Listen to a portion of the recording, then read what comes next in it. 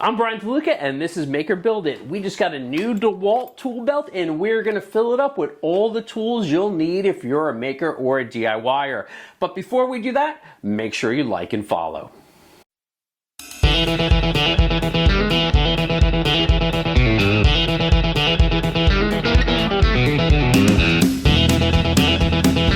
So let's get started filling this tool belt. We're going to go in detail on each tool as well as why we selected the individual tool we selected. A hammer. A hammer is one of the most versatile tools in any maker or DIYer's toolkit. It is used for driving nails, removing them, and shaping materials. Look for a hammer with a comfortable grip and a balanced weight for ease of use. So let's look at the hammer we're going to select for this tool belt. So I have quite a few hammers. We're going to go with this E-swing. This is a 20-ounce hammer. Now we're going to put it in the back of the tool belt right there. But why are we going with this E-swing? I have this Cobalt 16-ounce hammer, which actually was a pretty inexpensive hammer. I got it like a Black Friday deal. It was like $7. E-swing is a lot more expensive hammer, but I like the way it feels, right? I like the way the handle's shaped. I like the leather on the handle. Where this one's plastic, it's a lot lighter, but you can see the difference in the way the hammer's built. Now let's look at some of the other hammers, or some of even the older hammers I used. So this is my previous hammer. You can see it has a leather handle, has a fiberglass neck. It's, I wouldn't say it's a 16-ounce hammer, that's what it feels like. But you see, it had sort of the same shape as this E-swing, so it has a little bulge in the middle. It gives a good grip, but this thing's, getting a little beat over the years. But I've used this, I put a lot of miles on this hammer, as you can see from the use. And my hammer before that, which I still have, was this one, which has a traditional wood handle stock, but you see very similar shape as this E-swing hammer in the handle. So we're going to go with the E-swing 20-ounce hammer. A screwdriver. Having a set of both flathead and Phillips screwdrivers is crucial for various tasks. They are used for driving and removing screws and come in various sizes. Magnetic tips can be essentially handy for holding screws in place. Now we're going to load up our screwdrivers. I have quite an assortment of screwdrivers if I go in the right drawer. Now, I'm not particular about any brand or type of screwdriver. This one's a Husky. This one's an old Stanley. I think these were actually my dad's. As you can see, I got a lot of recycled tools, and what I'm going to do is I'm going to put my screwdrivers into the pocket. And I'm just going to pick the ones I would use. This is a random one. Who knows where this is from? I'm doing an assortment of Phillips as well as slotted screwdrivers.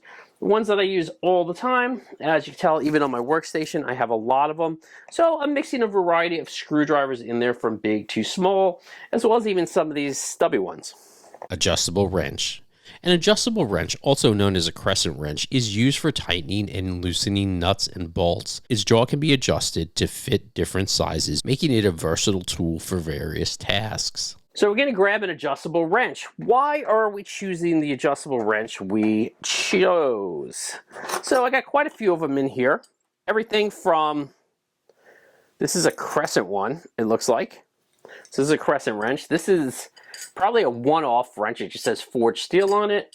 We're probably going to go with the smaller one. Most of the projects we require don't have that big, but the adjustable wrench actually provides a lot of versatility, and we're going to put that in our tool belt. For us, we're going to put that on the other side over here where we could grab that wrench quite easily.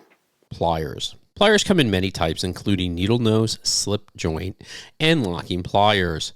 They are used for gripping, bending, cutting, and even snipping wires. Needle nose pliers are particularly useful for reaching into tight spaces. Pliers. Now, I like an assortment of pliers. Everything from regular standard pliers to vice grips to even ones, and you can see how old this is, that has a wire cutter. Now, I'm going to talk about tools. You see, these are all different ages. I mean, this is probably one I bought. I'm going to throw it in here. This vice grip, I probably purchased too. It's just a vice grip, and I like vice grips because they actually really help. Now, this probably came from my dad or my grandfather. Here's the thing, the way I feel about tools. Like I said, I'm not super like, I need this brand or that brand. It's the tool that feels right for you, the tool that works, and the tool that lasts. So once again, like with this hammer, I like the way it feels in my hand. Same thing. These tools are all tools that have been time tested. Some of these were probably my grandfather's actually, and some of them were my dad's, but basically I use these tools all the time. So I'm going to throw this one in here also. Utility knife. A sharp utility knife is indispensable for cutting various materials like cardboards, carpets, plastics, and more. Look for one with a retractable blade for safety and easy storage. Utility knives. Utility knives are always a maker's friend. I probably have more utility knives than I know what to do with. So there's a variety of styles of utility knives, okay? This is pretty much your standard one. Most of us have this one somewhere. This is a nice Craftsman one. There are these inexpensive ones where a blade just slides in, this goes forward, and it moves out. Then the other ones I really like are actually these that have the blades that pop off as they dull out, where this is a blade that's inside of this one. But the utility knife I'm probably going to keep in here is one of these, which is sort of like, it works like a standard knife, like a pocket knife, where it comes out and it retracts in. So you see here, it retracts in, and this I could clip right onto my belt where I would need it. Now I'll probably clip it on the front, but it could clip onto any of these pockets or onto the belt itself. That's why I like those type of utility knives. It sort of sits outside of the belt itself or outside of one of these pockets, so I could grab it quite easily. Measuring tape. Accurate measuring tape is crucial for DIY projects. A sturdy tape measure is essential for tasks like cutting lumber, hanging pictures, and determining space for fixtures. Next are tape measures. Same thing. I probably have more tape measures than I know what to do with in these drawers. So I'm just going to grab a few. Now, you can see the diversity in tape measures. I don't even know what brand this is. It says Workforce. It almost looks like a roll of tape. Here's a Stanley one.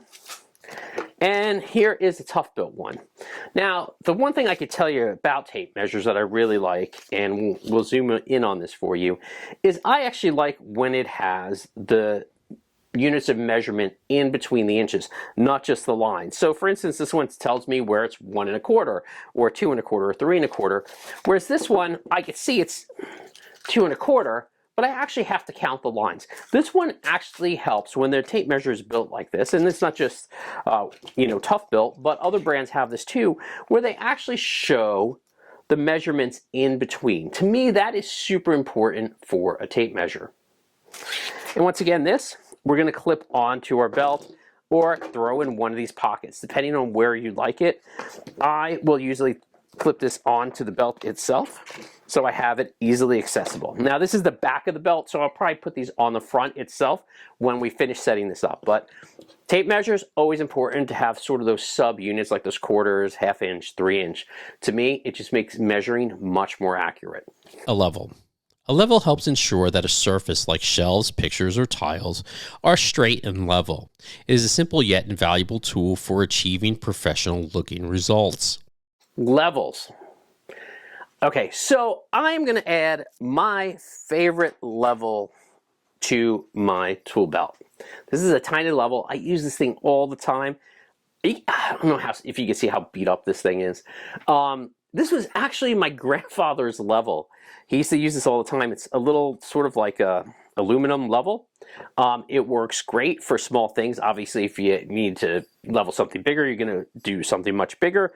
But in this case, we're going to use this small level and we're going to add it to our tool belt. Chisels. Chisels are used for carving and shaping wood, and they are essential for more intricate woodworking tasks.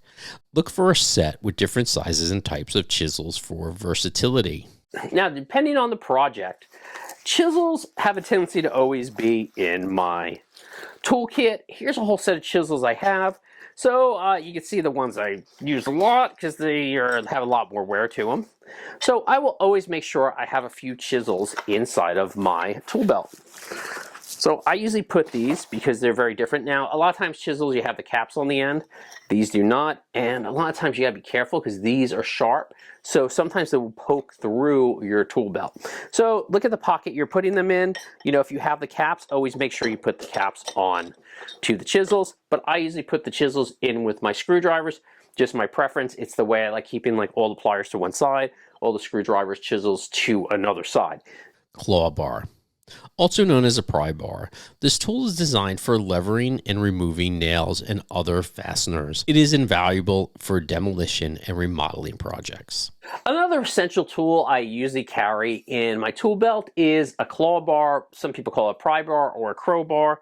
This is more of a crowbar. It's the only one I had in the shop, but sometimes I'll keep this in my tool belt if I am doing a project that requires prying away or removing nails or things like that, or staples. This one's a little too big. I'd probably put a smaller one in here. Fortunately, I don't have one in my shop, but this is another essential tool you could keep in your tool belt if you're a DIY or a maker. Staple gun. A staple gun is handy for securing materials like fabrics, insulation, and wiring. It's a must-have for upholstery projects, and it comes in manual and electric versions.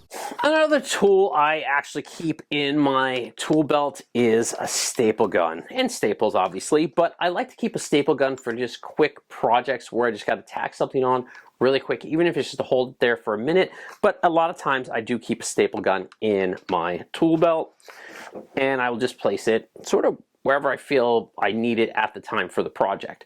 Now, a lot of times I use these pockets, like if I'm pulling nails, like here's new nails, here's the old nails that I pulled out, right? Or screws, things like that. So a lot of times I'll separate, you know, my garbage into one side and my screws and my nails into another. So I use these pockets just sort of as like holders for, you know, fasteners and things like that as I'm working. So I don't have to go, okay, I got a handful of nails that I just pulled out. What am I doing with those?